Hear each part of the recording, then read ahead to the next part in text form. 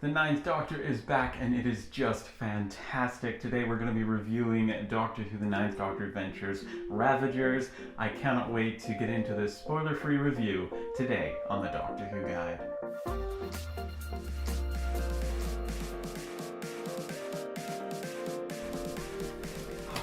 The best box set that you can buy for Doctor Who.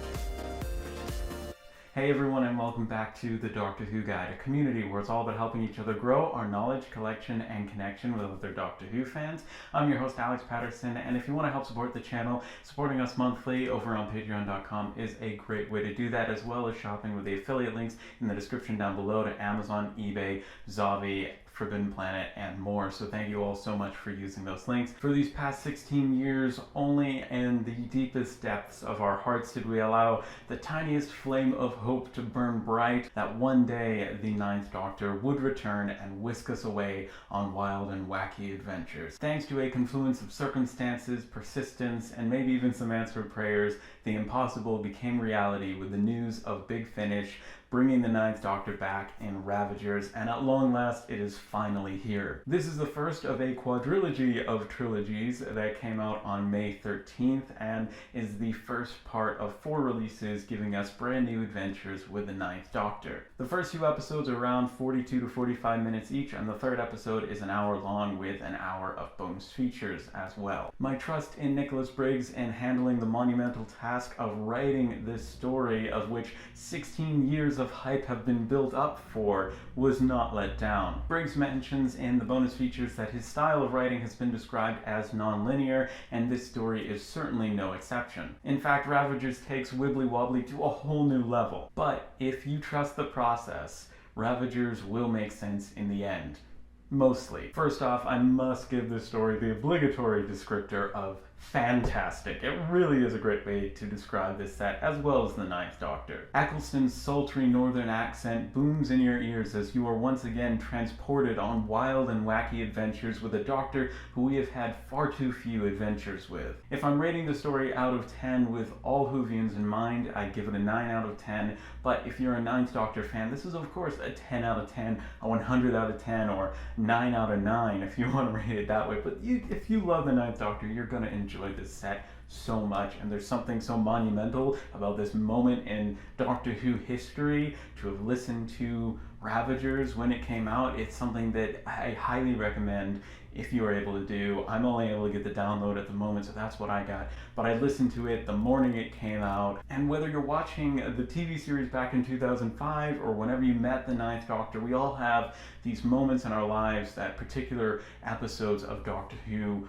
are related to where we were in our lives when we watched those episodes, add such meaning to it. So hearing Eccleston's voice again will not only mark this time in your life, but you're also going to be transported back to your memories of first discovering the Ninth Doctor, and that is just priceless. This series of adventures is intentionally doing its own thing before the Doctor's time traveling with Rose. The Ninth Doctor is very much the same character, but given whole new scripts and tracks to run on and situations to react to, and it's just lovely. Don't miss this opportunity to listen to Eccleston slide effortlessly back into the role and to show us a side to the Ninth Doctor that hasn't been worn out after 16 years of reruns of Series 1. The Ninth Doctor is funny, brusque, charming, and self-assured until Nicholas Briggs throws him off balance when things don't go as expected. Unexpected is the theme of this box set. Nothing is quite as it seems, and while the plot is quite intricate, the box set leans heavily on the characters. The unique thing about the Ninth Doctor has always been the incredible range that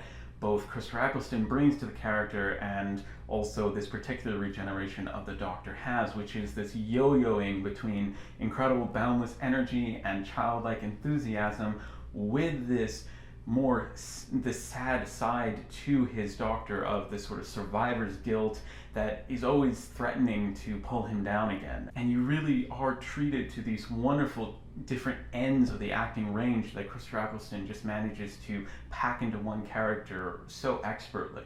Briggs gives us wonderful escapism while still addressing issues of the day, always putting the story first. Briggs gives us a wonderful wink and a nod to all of us sci-fi Doctor Who fans, so make sure you keep your ears ready for that reference when it comes along. Camilla Beeput as Nova brings us a fresh take on the well-born companion archetype. Nova isn't out of reach for the audience and is our window into relating with the Doctor. She's a quick learner with a strong moral compass, and as far as auditions go, I'm enjoying her character. And it's also a unique experience because we know from the get-go that she's not going to be traveling with the Doctor forever. Claire Corbett gives voice to the Ravagers with a rather unique vocal angle that will send shivers down your spine. Ben Lee plays Lieutenant Faraday, and if Christopher Naylor hadn't already been cast in the role of Harry Sullivan, I would have given it to Ben Lee.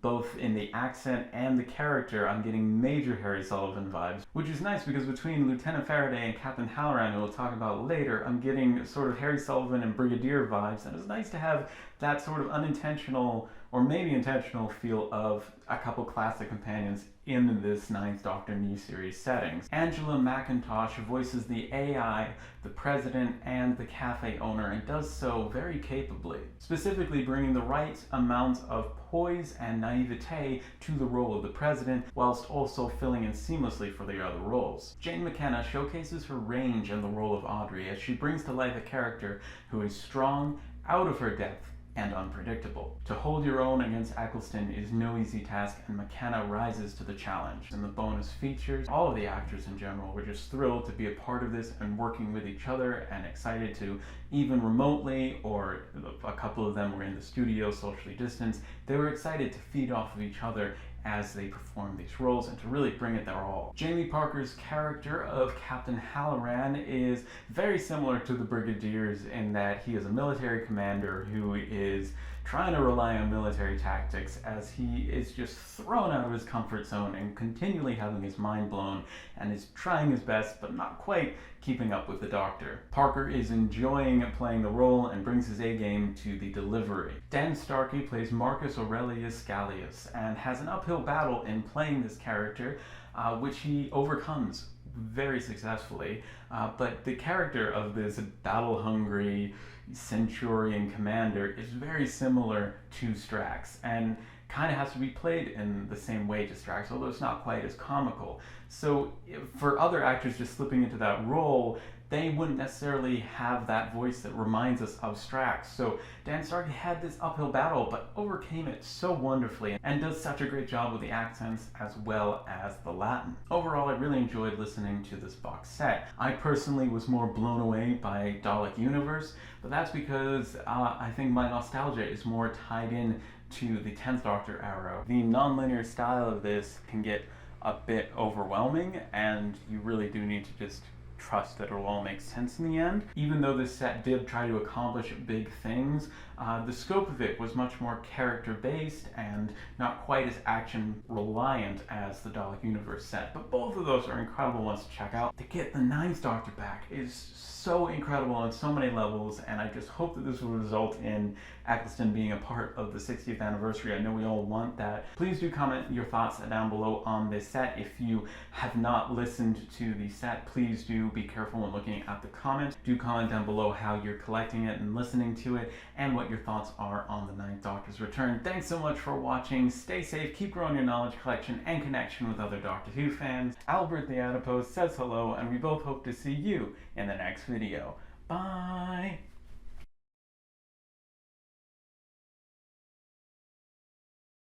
So I think for somebody who's a real, just loves Eccleston, this set is absolutely unmissable and really enjoyable.